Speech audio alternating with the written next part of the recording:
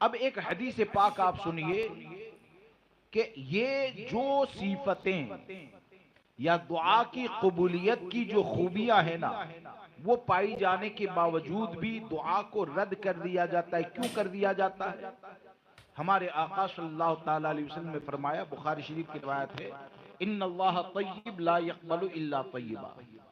اللہ تعالیٰ پاک ہے اور پاک چیزوں کو قبول فرماتا ہے، پسند فرماتا ہے. ان اللہ تعالیٰ امر المؤمنین بما امر به المرسلین. اللہ تبارک و تعالیٰ نے جو مومنوں کو حکم دیا وہی نبیوں کی جماعت کو حکم دیا. اور نبیوں کی جماعت کو کیا حکم دیا؟ یا ایھا الرسول کلوا من الطیبات واعملوا صالحا. اے پیغمبروں کی جماعت، کلوا من الطیبات، پاکیزہ چیزیں کھاؤ، واعملوا صالحا، نیک عمل کرو. یعنی یہاں پر عمل کا ذکر بعد میں ہے، پاکیزہ چیزیں کھانے کا ذکر پہلے. تو علماء فرماتے ہیں کہ پہلے پاکیزہ ذکر طیب اور پاکیزہ چیزوں کو کھانے کا حکم دیا اور پھر عمل کے بارے میں حکم دیا. یہ اس بات کی طرف اشارہ ہے کہ عمل رب کی بارگاہ میں اس وقت قبول کیا جاتا ہے جب پاکیزہ چیزوں کو کھائے، جب حلال چیزوں کو کھائے. اور پھر ہمارے آقا ارشاد فرماتے ہیں ثم ذکر الرجل، ایک مرد کا ذکر فرمائے، یطیل السفر، جو لمبے سفر کے اوپر نکلا ہے، اشعث اغبر، اس کا سر چہرہ پراغندہ ہے، پریشان ہے. یمد یدیہ الی السماء، آسمان کی طرف ہاتھ کو اٹھاتا ہے، یا ربی یا ربی، وہ اللہ کو پکارتا ہے، دعا کرتا ہے. لیکن یہ کہ حدیث میں یہ ہے کہ وَمَطْعَمُهُ حَرَامٌ وَمَلْبَسُهُ حَرَامٌ وَغُضِيَ بِالْحَرَامِ. یہ جو سفر کرنے والا ہے، یہ جو پریشان ہے، دعا کے لیے ہاتھ اٹھانے والا ہے، وہ دعا کے لیے جب ہاتھ اٹھاتا ہے تو کھایا ہے وہ بھی حرام، پیا ہے وہ بھی حرام، لباس پہنا ہے وہ بھی حرام. تو اللہ اس کی دعا کو کیسے قبول فرمائے؟ یعنی ہم کو یہ بتایا گیا کہ حرام غذا اور حرام کھانے کی نحوست یہ ہے کہ دعا کی قبولیت کی جو صفتیں بیان کی گئی ہے حدیث میں، کہ جس کے اندر یہ باتیں پائی جائے اس کی دعا کو رد نہیں کیا جاتا ہے. تو وہ صفتیں بندے میں اگرچہ پائی جائے، لیکن اگر وہ حرام کا کھانے والا ہے تو جب اس کی دعا کو رد کر دیا جاتا ہے تو دوسرے اگر حرام کھانے والے ہوں گے تو ان کی دعا کا حال کیا ہوگا؟ تو اس سے ہم کو یہ سبق دیا جاتا ہے کہ ہم رزق حلال کی تلاش کریں اور رزق حلال کو اپنے جسم میں جگہ دیں. اگر جگہ دیں گے تو انشاءاللہ دل نیکیوں کی طرف مائل ہوگا، دل توبہ کی طرف مائل ہوگا، دل نیک عمل کرنے والا، شریعت کی حفاظت کرنے والا ہوگا. آج کے ماحول میں آپ دیکھیں کہ مال کو اتنی زیادہ اہمیت دی اور خاص کر کے کسی کو راتوں رات مالدار بنتے ہوئے دیکھا تو معاذ اللہ سوچتے ہیں فلاں نے شراب کا کاروبار کیا اور چند مہینوں میں اتنا مال جمع کر لیا، ہم سبزی بیچ کر کیا کریں گے، لاڑی چلا کر کیا کریں گے.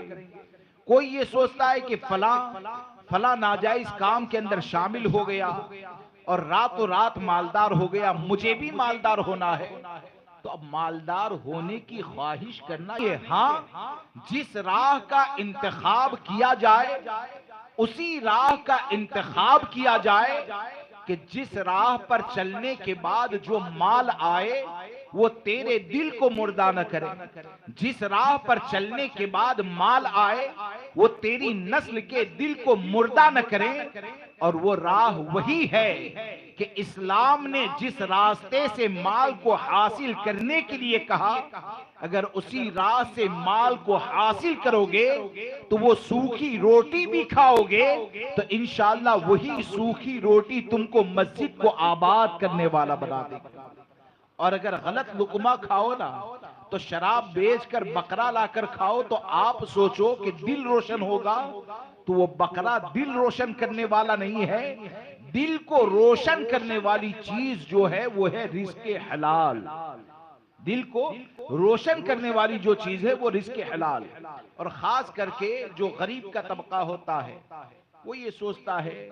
کہ بھئی فلاں مالدار ہو گیا، اور ہوتا بھی ہے۔ اسی لیے یہ کہا گیا نا کہ جب دل کے لیے خطرہ ہو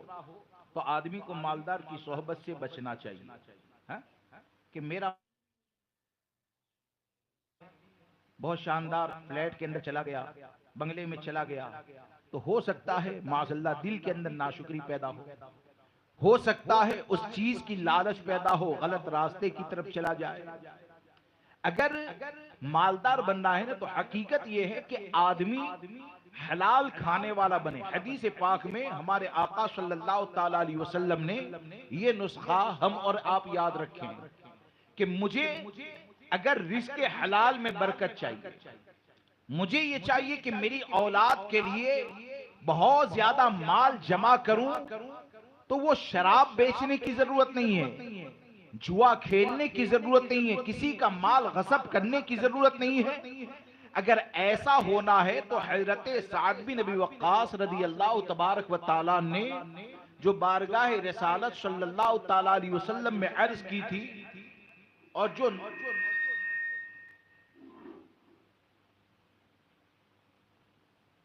درود پاک پڑھ لیجیے، اللہم صلی علی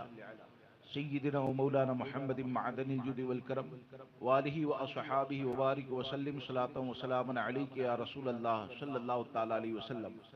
حضور کی بارگاہ میں عرض کیا تھا حضرت سعد بن ابی وقاص رضی اللہ تبارک و تعالیٰ نے کہ یا رسول اللہ علیہ الصلوۃ والسلام، آپ دعا فرمائیں کہ میں مستجب الدعوات ہو جاؤں، یعنی ایسا ہو جاؤں کہ میری دعا ہمیشہ قبول ہو، جب دعا کروں اللہ تبارک و تعالی میری دعا کو قبول فرمائے۔ تو ہمارے آقا صلی اللہ تعالی علیہ وسلم نے ارشاد فرمایا کہ اے سعد، اپنے لیے کسب حلال کو لازم کر لو، اپنے لیے کسب حلال کو، رزق حلال کی تلاش یہ اپنے لیے لازم کر لو۔ اگر تم نے اپنے لیے کسب حلال کو لازم کر لیا تو اللہ تمہیں مستجب الدعوات بنا دے گا، اللہ تعالیٰ تمہیں مستجب الدعوات بنا دے گا۔ اور جب کوئی بندہ حرام کا ایک لقمہ کھاتا ہے تو 40 دن تک اس کو محروم کر دیا جاتا ہے، قبولیت سے محروم کر دیا جاتا ہے۔ اب یہ کتنی پیاری تعلیم ہے کہ ایک غریب آدمی اگر مالدار بننا چاہتا ہے، رزق حلال میں برکت حاصل کرنا چاہتا ہے، تو لاڑی چلا کر رزق حلال کمائے، اللہ کے ذکر سے غافل ہوئے بغیر رزق حلال کمائے، نماز کا وقت ہوا فرائض کو ادا کر کے رزق حلال کمائے، اور حلال کے کمانے کے بعد اگر وہ اللہ کی بارگاہ میں برکت کی دعا کرے گا تو انشاءاللہ وہی حلال اس کی دعا کی برکت، اس کی دعا کی قبولیت کا ذریعہ بن جائے گا، اور وہی حلال لقمہ اس کے لیے رزق کی برکتوں کا ذریعہ بنا دیا جائے گا۔ اس لیے ہم کو حرام سے بچنا چاہیے۔ اور یہ جو کہتے ہیں نا کہ بھائی مختصر وقت میں فلاں نے غلط طریقے سے بہت سکون حاصل کر لیا، مختصر وقت میں فلاں نے یہ حاصل کر لیا، تم نے اپنی زندگی میں کیا کیا؟ کئی لوگ تانا بھی دیتے ہیں، کئی لوگ مذاق بھی کرتے ہیں کہ دیکھو فلاں تو غلط طریقے سے مالدار بن گیا، تم بچپن کے ساتھی ہو، تم تو غریب ہی رہے، تم نے کیا حاصل کیا؟ تو حقیقت یہ ہے کہ حلال کی تلاش کرنے والے کو بارگاہ مصطفیٰ صلی اللہ تعالیٰ علیہ وسلم سے وہ انعام دیا جاتا ہے جو حرام کمانے والے کو لیے ہے ہی نہیں، بلکہ اس کے لیے تو تباہی بربادی ہے۔ اور جو حلال کے لیے نکلے تو منافع کے اندر 100 روپے نظر آتے ہیں یا منافع میں 500 روپے نظر آتے ہیں، اتنی محنت کے بعد 500 روپے، تو وہ 500 روپے کے اوپر نظر مت کرو۔ ہمارے آقا صلی اللہ تعالیٰ علیہ وسلم نے فرمایا کہ جب کوئی رزق حلال کی تلاش میں نکلتا ہے، اور رزق حلال کو تلاش میں نکلنے والا جب تھک کر شام میں گھر پہ واپس آتا ہے، اور وہ حلال کے لیے محنت کرنے والا جب وہ سو جاتا ہے تو اللہ تبارک و تعالیٰ اس کے تمام پچھلے گناہوں کو معاف فرما دیتا ہے۔ اللہ تعالیٰ اس کے تمام یہ گناہ معاف کیوں ہوتے ہیں؟ اور پھر وہ حلال کی تلاش کرنے والا صبح میں بیدار ہوتا ہے تو ہمارے آقا فرماتے ہیں کہ اللہ کی رضا اس کے ساتھ ہوتی ہے۔ آپ سوچئے یہ کس چیز کی برکت ہے؟ یہ رزق حلال کی برکت ہے۔ حرام کھانے والے کے لیے ایسا نہیں ہے کہ وہ اے سی میں سو گیا تو گناہ معاف ہو گئے۔ حرام کمانے والے کے لیے نہیں ہے کہ صبح میں اٹھا تو اللہ کی رضا کو حاصل کر لیا، لیکن حلال اگر کماتا ہے تو مال اگرچہ مختصر ہوتا ہے، گویا کہ گناہوں سے بخشش کا مژدہ یہ بارگاہ مصطفیٰ سے عطا کیا جاتا ہے۔ تو اس لیے ہر ایک مسلمان پر لازم ہے کہ اپنے لیے رزق حلال کا اہتمام کرے۔ اور دوستو، اگر آدمی حرام کمائے نہ، اور اس کی نحوست تو اتنی زیادہ کہ امام اہل سنت نے ایک مقام پر فرمایا، فتح رضویہ شریف غالباً 90 جلد کے اندر ایک حدیث نقل فرمائی کہ جب کوئی آدمی حرام مال سے حج کے لیے جاتا ہے، حج کے لیے، اب وہ جگہ کتنی مقدس، قرآن جس کے بارے میں کہے من دخلہ کان آمن، جو داخل ہوا امن والا۔ اب اس جگہ پر جب جائے اور مال حرام سے اگر جاتا ہے تو حرام کھا کر کوئی یہ سوچے، حرام کما کر یہ سوچے کہ صورت میں دعا قبول نہیں ہوتی، حرام کما کر حرام کھا کے مزار پر جا کر وہ یہ سوچے کہ صاحب مزار کے وسیلے سے دعا قبول نہیں ہوتی ہے۔ سب سے پہلے کوئی بھی کام نہ ہو پائے تو بزرگوں کا طریقہ یہ ہے کہ اپنا محاسبہ کرے، اپنا حساب کرے، میری کمزوری کیا ہے کہ دعا کو رد کر دیا جاتا ہے۔ تو آپ تو یہاں پر اگر کوئی حرام کھا کر یہ سوچے کہ دعا قبول نہیں ہوتی ہے، امام اہل سنت فرماتے ہیں کہ حدیث پاک میں ہے کہ حرام کمائی سے حج کے لیے جانے والا جب مکہ معظمہ میں پہنچتا ہے، خانہ کعبہ کو دیکھتا ہے، لبیک کہتا ہے، لبیک لا شریک لک لبیک جب کہتا ہے تو غیب سے آواز آتی ہے لا لبیک ولا سعدیک وحجک مردود حتی ترد ما فی یدیک، تیری لبیک کو سعدیک کو قبول نہیں کیا گیا۔ کس جگہ پر رد کیا گیا؟ یہ اس جگہ پر رد کیا جاتا ہے کہ طواف کرنے والا جب طواف کرتا ہے تو ہر حج کرنے والے کے لیے، عمرہ کرنے والے کے لیے جب وہ حج طواف کرتا ہے تو اللہ کے معصوم فرشتے اس کی دعا پر آمین کہتے ہیں، لیکن اس کے بعد بھی دعا کو جب رد کر دیا جاتا ہے تو کیا اس سے یہ سمجھ میں نہیں آتا ہے کہ دارالامن میں، امن والے گھر میں داخل ہو تو حرام کی نحوست وہاں بھی پیچھا نہیں چھوڑتی ہے؟ تو اگر کوئی یہاں پر حرام کمائے گا، حرام کھائے گا تو کیا حال ہوگا؟ اس لیے ہم کو اس بات کے اوپر غور کرنا چاہیے، اور ہمارے بزرگوں کی زندگی میں احتیاط اتنا زیادہ۔ آج تو لوگ، یعنی کئی لوگ ایسے ہیں نا، یعنی دیوبندی کی دکان پر اگر نہ کھائیں گوشت تو کئی تو معاذ اللہ جاہل ایسے ہیں جو ہمارا مذاق اڑاتے ہیں یا ہم کو کہتے ہیں، مذاق کرتے ہیں، بھائی آپ کو نہیں چلے گا۔ وہ اتنا نہیں سوچتا ہے کہ تم اور ہم دونوں جب غلام مصطفیٰ ہے تو جو میرے لیے حلال ہے وہ تیرے لیے حلال ہے، جو میرے لیے حرام ہے وہ تمہارے لیے حرام ہے۔ اور یہ کہ یہ تمہارے لیے نہیں، فلاں جگہ نہیں، کئی جگہ دعوت میں ہوتا ہے، دیوبندی کے وہاں سے کھانا منگوا لے، اور متسلب سنی جو ہوتے ہیں، میں اس میں مشکوک کی بات نہیں کرتا کہ سنی کے گھر پر بغیر تحقیق کے کھا لیا نا،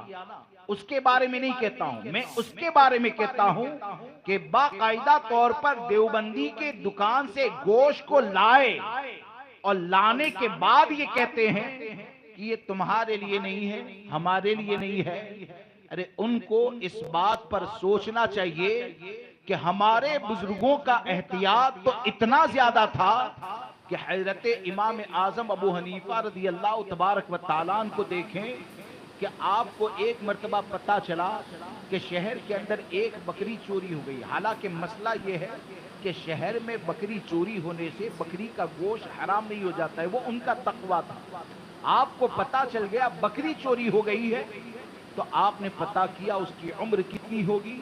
اتنے سال تک اس شہر میں آپ نے بکری کا گوشت کھانا چھوڑ دیا،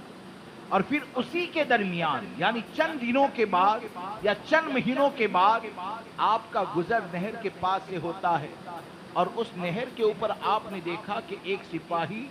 بکری کا گوشت کھا رہا ہے، اور گوشت کھا کر اس کے فضلات کو نہر کے اندر ڈال رہا ہے۔ حضرت امام اعظم ابو حنیفہ کا تقویٰ دیکھیں کہ آپ یہ سوچتے ہیں کہ کہیں ایسا ہوا کہ وہ چوری کی بکری کا گوشت یہاں تک پہنچا ہو اور اس کا فضلہ یہ نہر کے اندر پہنچا ہو اور مچھلیوں نے کھایا ہو۔ تو امام اعظم پوچھتے ہیں مچھلیوں کی طبعی عمر کیا ہوتی ہے، اور امام اعظم اتنے سال تک مچھلی کو کھانا بھی چھوڑ دیتے ہیں۔ ویسے ہی امام اعظم کو سراج الامہ تھوڑی کہا جاتا ہے، پوری امت کا جو چراغ ہے۔ اور امام اعظم ابو حنیفہ رضی اللہ تبارک و تعالیٰ کی بارگاہ سے ہم کو جو سبق ملتا ہے وہ یہی ملتا ہے کہ رزق حلال کے لیے اور حلال لقمے کے لیے جو جتنا زیادہ کوشش کرنے والا ہوتا ہے، یقیناً اللہ تبارک و تعالیٰ اس کے دل کو اتنا ہی روشن فرماتا ہے۔ یہ ہمارے بزرگوں کے اخلاق ہے، یہ ہمارے بزرگوں کا طریقہ ہے۔ اور اسی لیے حضرت بشر حافی جو مذاق اڑاتے ہیں نا، ان کے لیے حضرت بشر حافی کا یہ قول کافی ہے کہ حضرت بشر حافی رحمت اللہ تعالیٰ علیہ سے کسی نے سوال کیا کہ حضور آپ یہ بتائیں کہ آپ کہاں سے کھاتے ہیں، آپ کہاں سے کھاتے ہیں؟ آپ فرماتے ہیں جہاں سے تم کھاتے ہو وہاں سے ہم کھاتے ہیں، جہاں سے تم کھاتے ہو وہاں سے ہم کھاتے ہیں، لیکن یہ کہ جو کھا کر ہنستا ہے اور جو کھا کر روتا ہے اس میں بڑا فرق ہے۔ کیا فرمایا؟ جو کھا کر ہنستا ہے اور جو کھا کر روتا ہے اس میں بڑا فرق ہوتا ہے۔ یعنی آپ یہ بتانا چاہتے ہیں کہ تم لوگوں کی آزادی کا حال یہ ہے کہ تم مشکوک چیزوں کو اگر کھا لیتے ہو نا تو کھانے کے بعد بھی تمہارے چہروں پر مسکراہٹ باقی رہتی ہے، اور ہمارا حال یہ ہے کہ حلال بھی اگر کھاتے ہیں تو اس ڈر سے روتے ہیں کہ کہیں مشکوک چیز کو ہم نے اپنے پیٹ کے اندر جگہ نہ دے۔ یہ بزرگوں کا احتیاط ہے، یہ بزرگوں کا تقویٰ ہے۔ اس لیے دوستو، ہر فضیلت کو حاصل کرنے کے لیے، اپنی نسل کی صحیح تربیت کرنے کے لیے ہمارے لیے سب کے لیے لازم یہ ہے کہ جو بھی مال کمائے وہ جائز راستے سے کمائے، اور جو بھی اپنے شکم کے اندر جگہ دے وہ جائز کھانے کو ہی جگہ دے۔ ورنہ اس چیز کو یاد رکھیں کہ حرام اگر کھاؤ گے تو چاہے علماء سے رمضان کی فضیلت سنو، حرام اگر کھاؤ گے چاہے شب قدر کی فضیلت کو قرآن و حدیث میں پڑھو، اگر حرام کھاؤ گے چاہے اور دنوں کی فضیلتوں کو پڑھو، حرام کھانے کے بعد کوئی شب قدر کی فضیلت نہیں پا سکتا ہے، حرام کھانے کے بعد کوئی رمضان المبارکہ کی فضیلت نہیں پا سکتا ہے۔ اور اصل یہ ہے کہ جو بھی فضیلت ملتی ہے تو فضیلت حاصل کرنے کے لیے بنیاد یہ ہے کہ رزق حلال اگرچہ مختصر ہو حلال کماؤ، اور جو شریعت نے اجازت دی ہے ان چیزوں کو اپنے شکم کے اندر جگا دو۔ ہمارے بزرگ اتنے زیادہ ڈرتے تھے کہ حضرت سرکار سیدنا صدیق اکبر رضی اللہ تبارک و تعالیٰ کی بارے میں آتا ہے کہ آپ نے ایک مرتبہ دودھ پی لیا، دودھ پیا تو آپ کو طلب لگی تھی، دودھ پی لیا تو آپ کے نوکر نے، آپ کا جو غلام تھا اس نے کہا کہ حضور ہمیشہ سو آپ سوال کرتے ہیں یہ کہاں سے آیا، کیسے آیا، اس بار آپ نے پوچھا نہیں، اور یہ دودھ اصل میں ایسا ہے جو ناجائز طریقے سے مال آیا تھا۔ زمانہ جاہلیت میں نے ایک کا علاج کیا تھا، یعنی جو مذہب اسلام اجازت نہیں دیتا ہے ایسی چیزیں بول کر علاج کیا تھا، اور تب کا پیسہ اب دیا ہے، اور اسی سے دودھ خریدا اور آپ نے پی لیا۔ تو ایسا نہیں کہ صرف یہ کہ استغفر اللہ، روایت کے اندر ہی آتا ہے صدیق اکبر رضی اللہ تبارک و تعالیٰ کو پتا چلا تو اپنے منہ کے اندر انگلی ڈالتے ہیں، اور انگلی ڈال کر کئی اس طور پر کرتے ہیں کہ آپ کی آنکھیں باہر آ جاتی ہے، اور دیکھنے والے یہ سمجھتے ہیں کہ کہیں حضرت کا انتقال اس کی وجہ سے نہ ہو جائے، کہیں حضرت کا انتقال اس کی وجہ سے نہ ہو جائے۔ پورے اس دودھ کو قئی کے ذریعے، وامٹ کے ذریعے باہر نکالا، اور باہر نکالنے کے بعد مطمئن نہیں ہو گئے، بلکہ اللہ کی بارگاہ میں عرض کرتے ہیں، یا اللہ مجھ سے جتنا ممکن تھا میں نے اس دودھ کو باہر نکال دیا، لیکن میری کوشش کے بعد بھی جو میرے پیٹ کے اندر بچ گیا اور میری رگوں تک پہنچے گا، یا اللہ اس کے شر سے میں تیری پناہ چاہتا ہوں، اس کے شر سے میں تیری پناہ چاہتا ہوں۔ تو یہ کون لوگ ہیں؟ یہ وہ لوگ ہیں کہ جن کے نقش قدم کے اوپر چلنا دنیا آخرت یہ دونوں جہاں میں نجات کا ذریعہ ہے۔ آخری بات کہ حضرت عبداللہ ابن عمر رضی اللہ تعالیٰ عنہما نے فرمایا، حرام کی جو نحوست ہوتی ہے نا، آپ نے فرمایا کہ کوئی اتنے زیادہ روزے رکھے کہ بال سے زیادہ باریک ہو جائے،